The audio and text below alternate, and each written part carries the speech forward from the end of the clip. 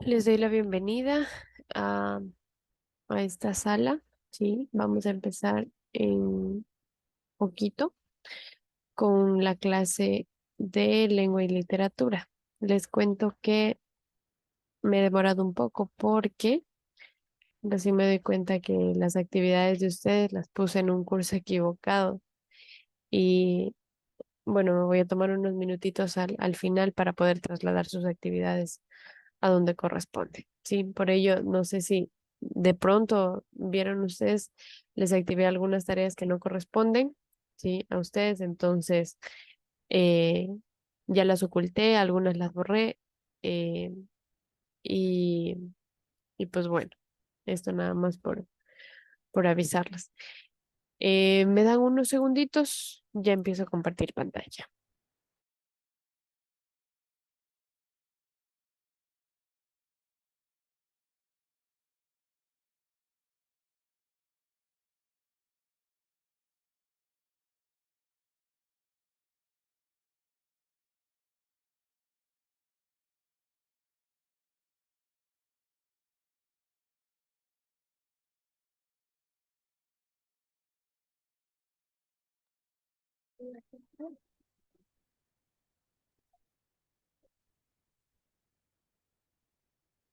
Bien, vamos a empezar con el tema correspondiente al bloque 2 que tiene por tema las crisis modernas.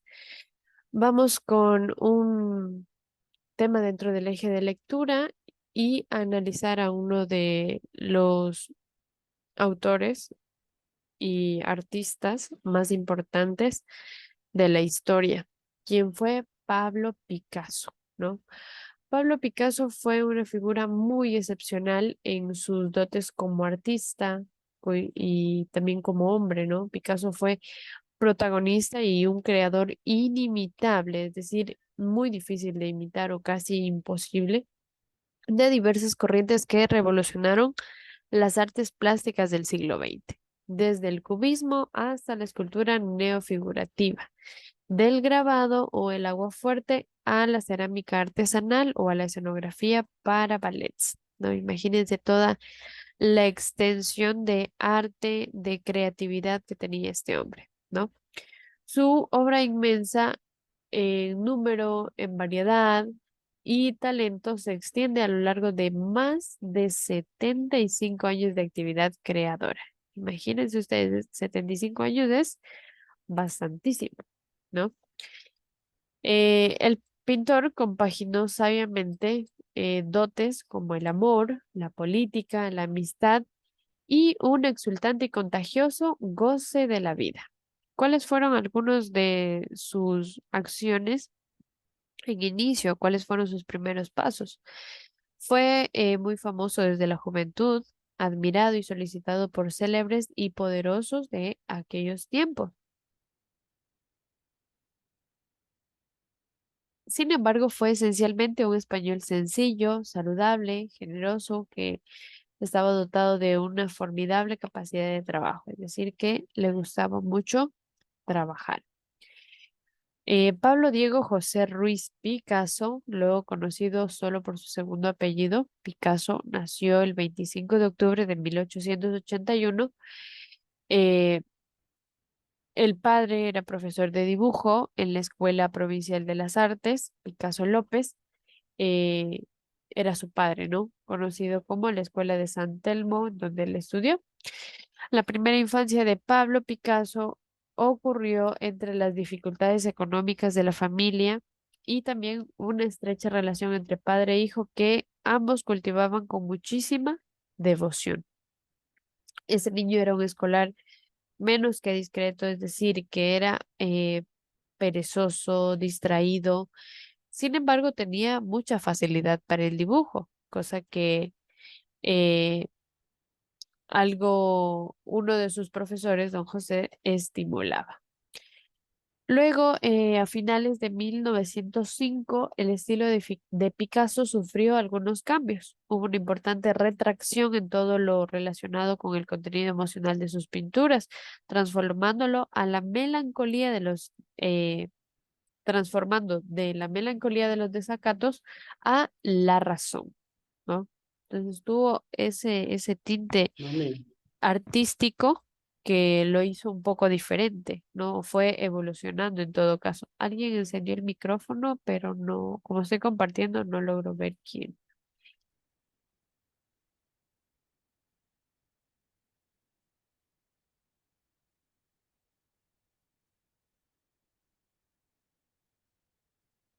Bien, si quiere participar, no hay problema, lo puede hacer. Bien, continúo, ¿no? Entonces, pues, se dio paso a que Picasso diera algo más, ¿sí? Dentro de su creatividad, no solo se quedara en la pintura, que en ese tiempo ya había sufrido una, ¿qué? Una leve evolución, sino que se interesó por la escultura de la península ibérica, ¿no? La fascinación que le causaba se vio reflejada por su interés por la simplificación y las formas geométricas que plasmaba. Picasso daba preferencia a la experimentación y tenía un gran interés por el arte, que era considerado fuera de los ámbitos del establishment, que era un sistema que en este tiempo se utilizaba, ¿no? Y que era bastante lineal, ¿no? Eh, la primera de sus etapas también es considerada o llamada cubismo analítico. ¿De qué se trata este cubismo analítico de Picasso? Este describe el método de diseccionar las formas tridimensionales, pintándolas como planos geométricos múltiples. Este cubismo Este cubismo analítico tuvo también su propia evolución a cubismo sintético, ¿no? Que fue una segunda etapa, donde en cambio buscaba un efecto contrario a lo que ya se había plasmado en inicio, ¿no? En lugar de diseccionar la forma, más bien la creaba, es decir, creaba la forma utilizando planos geométricos. Picasso trabajó muchísimo con la figura humana y también la naturaleza muerta, ¿no? Y aún hoy no terminamos de analizar sus obras, sin embargo, son de un gran goce para aquellos quienes admiran este tipo de arte, ¿no? Sin lugar a dudas, fue uno de los pintores más influyentes e innovadores del arte moderno del siglo XX. Tenemos aquí una foto de Picasso y Miró en el pabellón español de la Feria Nacional del país, ¿no?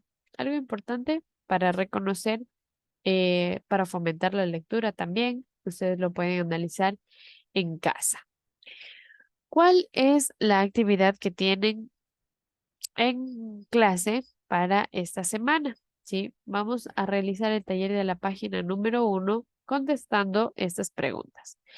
Para la contestación de esas preguntas, obviamente tiene que volver a leer la información de la página 26 que indica quién es Pablo Picasso, por qué Pablo Picasso es considerado el padre del cubismo, crees que los pintores se inspiran en el dolor ajeno, sobre qué temas se pueden hacer pinturas que demuestran la condición humana, cuál fue la fascinación de Picasso hacia finales del siglo de 1905, crees que la pintura puede ser usada como instrumento de reclamo social y replica la pintura de abajo en la parte derecha. Trate de hacerlo con toda la creatividad, con todos los materiales que tenga en casa. Si desea pintarlo con acuarela, lo hace con pintura, lo hace con lápices de color, lo puede hacer, no hay problema. La cosa es que trate de replicar esta pintura que se encuentra aquí en el cuadro que está enfrente. ¿Sí? Bien, vamos a pasar brevemente a otro tema, ¿sí? De escritura, ¿sí? Vamos a analizar estos dos temas en esta semana para poder avanzar un poco más, no quedarnos con información importante correspondiente a este periodo académico, ¿sí? yo tengo Entonces, una consultita, por favor. vamos a Dice, disculpe analizar, la interrumpa un segundito. Dice, lo que pasa, bueno, tengo que retirarme de clase, tengo que irme a trabajar. Yo entro a las 10 ya, en punto. ¿Será ya, que leo en la materia grabada, por favor? Sí, sí, no hay problema. Igual la clase está siendo grabada. Si necesitas revisarlo, lo puedes revisar desde donde nos hemos quedado en adelante. No hay problema. Disculpe, Melissa. Muchísimas gracias a ustedes, compañeros. Igualmente, mil disculpas por todo. Muchas gracias por Ok, no te preocupes. Bien, continuamos entonces, ¿no? Tenemos en el tema de escritura qué es un resumen. Sabemos nosotros ya y aprendimos en la fase del ciclo básico intensivo que el resumen es la reducción, ¿sí? Puede ser de manera oral, de manera escrita, o síntesis del contenido de una lectura, de un texto, de un documento o de alguna exposición oral. ¿Cómo se hace un resumen? Recogiendo lo más importante, con precisión y utilizando nuestras propias palabras, ¿no? Sin embargo, hay que tener mucho cuidado porque si yo resumo no significa que voy a dar mi opinión o voy a dar cuál es eh, mi idea sobre cierto tema. No, debo utilizar mis palabras sin alterar las ideas del texto, ¿no? Sin acotar nada o decir mis opiniones personales no cabe aquí, ¿no? En un resumen. Entonces, ¿cómo se hace un resumen? A partir de partes claves, ¿no? Importantes de algo, ¿no? Reduciendo la información y agrupando los puntos más importantes.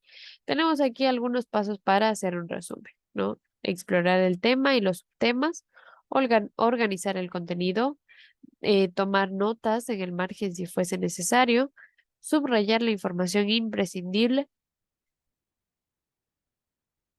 realizar un borrador mediante un esquema de contenido y finalmente redactarlo. Ahora, hay algunas claves para poder hacer un buen resumen. ¿Cuáles son estas? Un resumen debe ser claro, es decir, utilizar términos precisos, un contenido preciso para alcanzar eh, una plenitud con un máximo de palabras que sea relativamente corto. También debe ser conciso, es decir, que debe tener una condensación de información de forma que sea algo corto.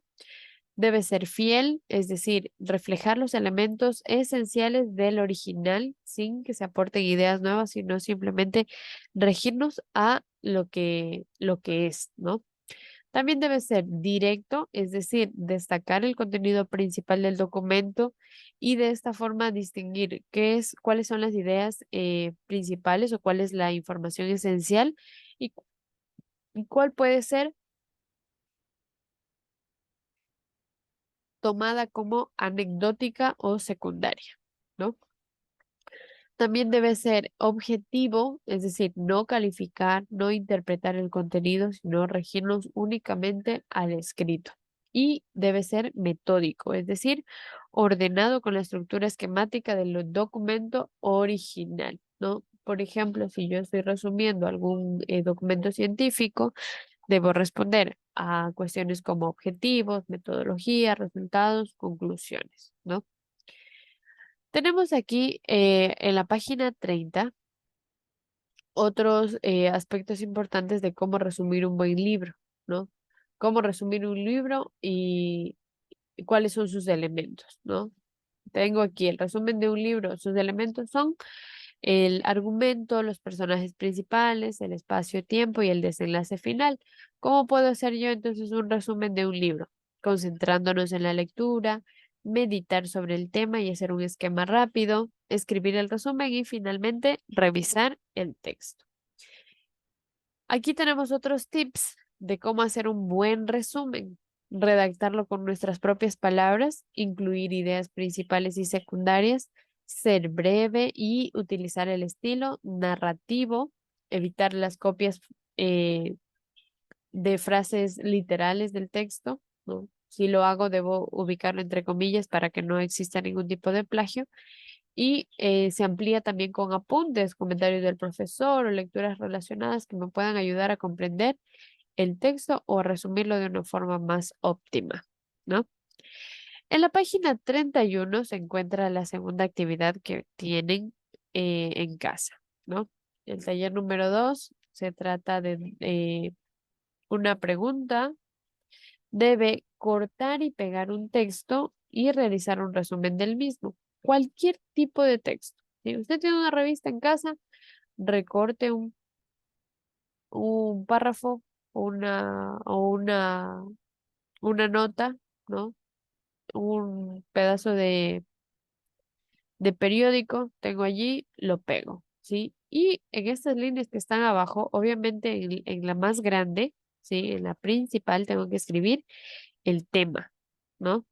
Y abajo ubicar un pequeño resumen. No es necesario que utilice todas las líneas que están ahí.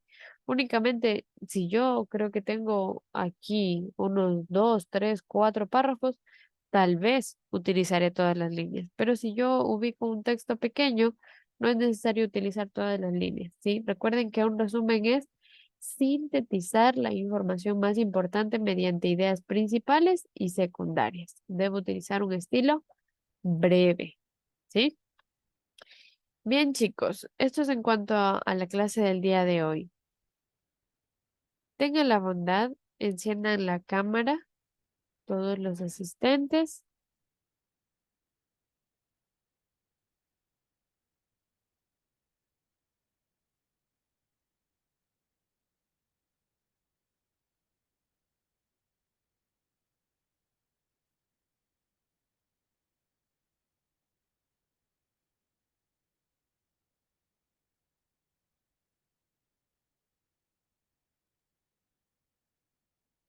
Bien, me falta Eliana, Melanie y Andy.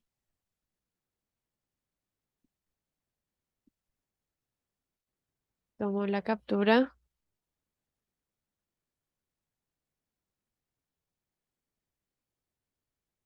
Bien, chicos. De mi parte, espero que tengan una buena noche, que pasen muy bien. Nos vemos la siguiente clase. Gracias, Gracias, Liz. Cristian, hasta mañana. Bendiciones.